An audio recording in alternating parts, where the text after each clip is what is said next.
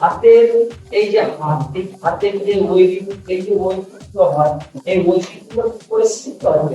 ঠিকটা জানার জন্য আজকের এই চ্যানেলটা ফলো করতে হবে। ঠিক আছে, হাতটা মতো সোজা রাখ, হাতটা মতো সোজা রেখে তারপরে এই এইটা দিতে পারছো, এইটুকু আমরা না ভাঁজ করি।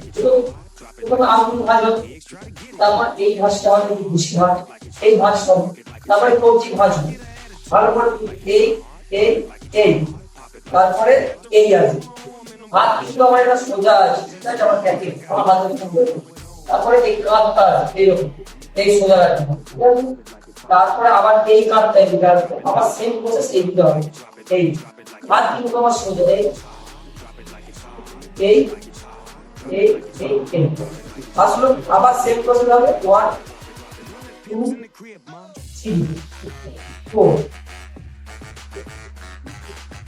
5 6 7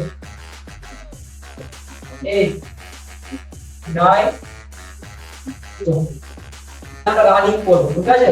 রানিং করতে গেলে কি করতে হবে? হাতটা রাখলাম, দেখবো সবাই ভালো। এই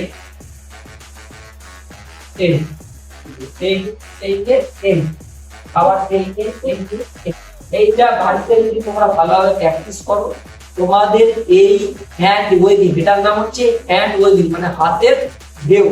এই যে হাতের ঢেউ, হাতের ঢেউ, হাতের ঢেউ, তাহলে এইটাকে বাড়িতে যদি তোমরা প্র্যাকটিস করো, আমার থেকে কেমন মানে আচ্ছা আচ্ছা ডান্সারদেরকে তোমরা হারিয়ে ফেলতে পারবে এই হ্যান্ড ওয়েভিং।